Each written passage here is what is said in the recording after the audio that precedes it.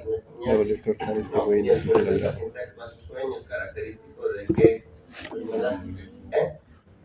Sonambulismo no, o sea, sonambulismo como tal es todo el trastorno conductual del sueño REM, digamos que es un síntoma, un síndrome, pero se da, por ejemplo, en la demencia por corpus de Leber, es muy característica, ¿no? Cuando tengan, a ver, si tienen un paciente con deterioro cognitivo, hipersensibilidad a los antipsicóticos, o sea, ya se les torció consciente que lo siguiente que tienen que preguntar casi en la entrevista es quién duerme con él o con ella y decirle si le pega o si está hablando o si se mueve en la noche, ¿no? Entonces eso es muy característico, es como la tierra. La otra, el contrario, cuando se te sube el muerto, ¿qué está pasando? Es lo mismo, bueno, es la misma función, tal vez te despiertas, te alertas, pero el tálamo no conecta. Bueno, el tálamo más bien sigue jalando, o sea, se queda pegado al switch y sigue nivelando el movimiento, entonces tú ya estás consciente, estás no, y entonces ahí viene el susto y luego ya. No estoy viendo a mí. Entonces es importante aquí porque está íntimamente ligado a Sara, ¿no? Vean también ahí sueño en humor, también hay otras, ¿no? Pues, manifestaciones, parasomnia, que la verdad es como todo el mundo participa, pero esto es como la base, pues, ya estamos integrando todo, Entonces el Sara está como que más activo en el sueño. En el sueño humor, sí, claro, o sea, el Sara cuando vas a entrar a amor, el Sara empieza a aprender, te levanta, o sea, te levanta en el sueño. El sueño amor es movimientos oculares rápidos y cuando haces la polisomnografía te ponen también tus transductores y tus electrodos aquí en los ojos para estar viendo los movimientos. Entonces es la manera en la que eso, más el empate de ver el trazo, es cuando ya empiezas a ver que entra en modo. ¿No? Bien.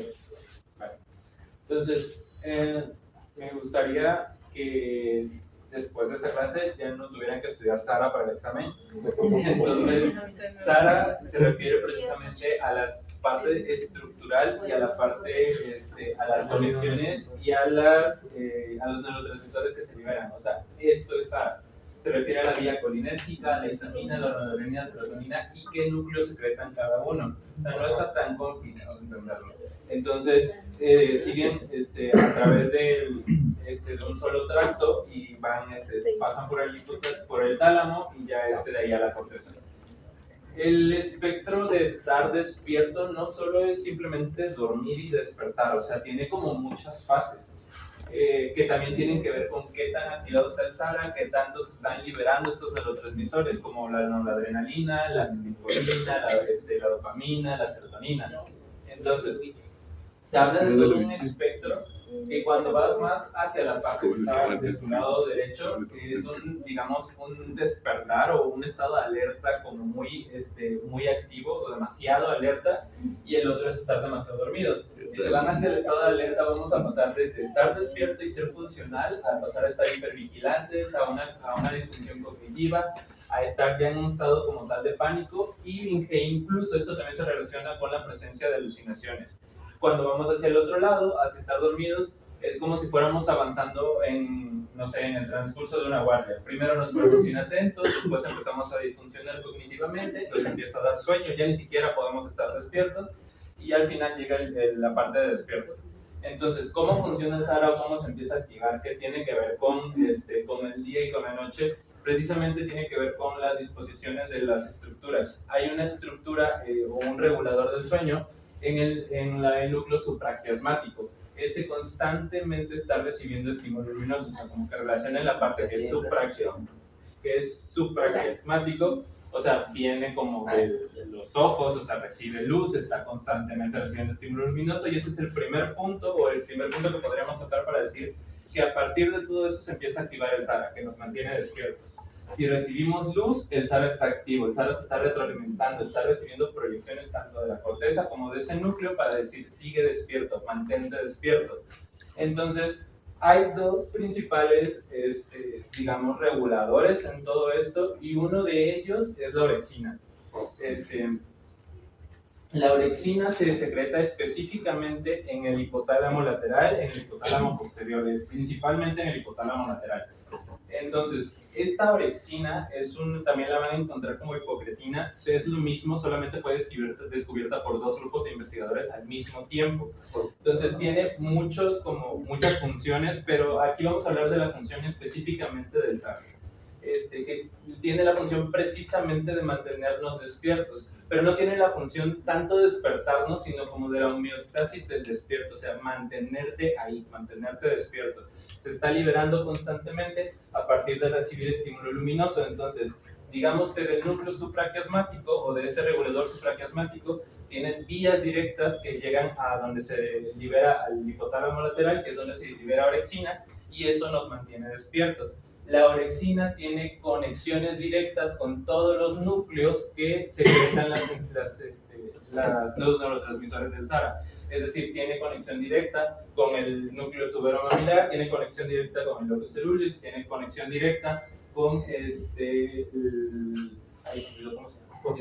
llama? Pedúnculo continuo. Con el pedúnculo continuo y con el rafeo. O sea, tiene conexión directa con todos, y a todos los mantiene liberando los neurotransmisores que nos van a mantener despiertos. Entonces también se libera de forma difusa hacia la corteza, y eso también hace que estemos despiertos. Por lo tanto, daños tanto en la parte del puente, en la parte del mesencéfalo, en el diencéfalo o en la corteza de manera difusa, nos va a dar alteraciones en el estado de despierto. ¿Qué quiere decir esto? Coma. Podemos entrar en coma, no nos podemos mantener despiertos. Entonces, aparte de esto viene el circuito del sueño. Hay dos como grandes reguladores de todo esto, el circuito o el sistema de despierto y el sistema de sueño. Y ambos tienen que ver con el recibir o no estímulo luminoso. Al no recibir estímulo luminoso, se activa el núcleo supraquiasmático, o bueno, el regulador en el núcleo supraquiasmático, y manda señales específicamente al locus ceruleus, que es el que libera acetilcolina, y es lo que hace es retroalimentar al principal núcleo que regula el sueño, que ese es el núcleo ventrolateral preóptico. Entonces, al estimular al núcleo ventrolateral preóptico, que también tiene conexión directa con este regulador supraquiasmático, se activa y empieza la liberación de GABA y de G-alanina. Otra cosa, no solo es una sola vía, o sea, no solo es la vía supraquiasmática hacia todos estos núcleos, sino que directamente la corteza puede empezar a liberar sus neurotransmisores y dar estimulación hacia el núcleo ventrolateral preóptico y activarlo para que empiece. Suena extraño, pero lo retroalimenta para que a su vez este núcleo empiece a inhibirlo, o sea, empiece a inhibir al mismo SARA y que podamos entrar en el estado de sueño. Todo esto tiene que ver y se describe que una persona, mientras más despierta está, empieza a acumular adenosina. Entonces, esta adenosina es, digamos, un principio o un estímulo, o se empieza a acumular y es como una señal fuerte para que este núcleo se empiece a activar.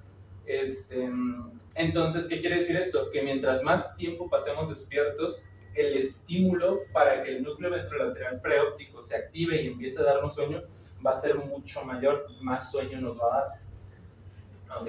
Entonces, este es como todo el juego que tiene el GABA resumido en un solo esquema, que viene desde el principal núcleo que regula el estado de sueño y los principales núcleos que regulan el estado de despierto. Ambos se retroalimentan y están en juego también con la orexina. La orexina retroalimenta al núcleo tuberomamilar, a los núcleos del RP y al locus ceruleus, y al revés. Estos retroalimentan a la orexina para que continúe secretándose y mantengamos este estado de despierto. Tiene que ver la vía colinérgica, que esta es la principal que hace como relevo talámico. Todos lo hacen, pero es la principal, y el resto hace más, o sea, también tiene relevo o situación de una manera más difusa sobre la corteza. Entonces, no sé si haya quedado alguna duda sobre cómo funciona el SARA, cómo se empieza a activar, cómo se inhibe el SARA para que empiece a darnos sueño. No. Okay. Y ya por último está la correlación clínica.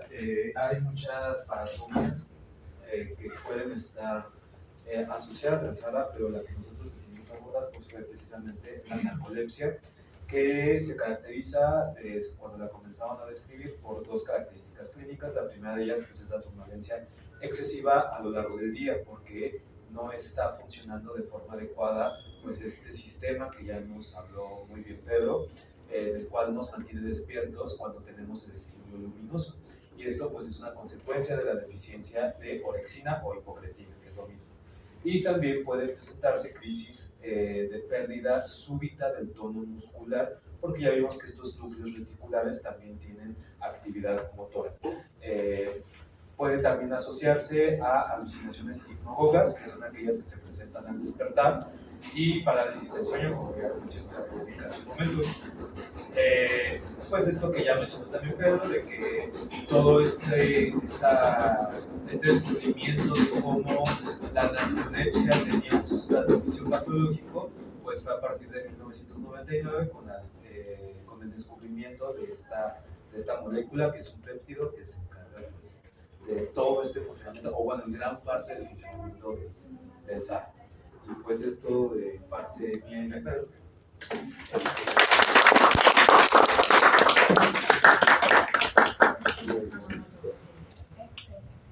Y bueno, pues entonces,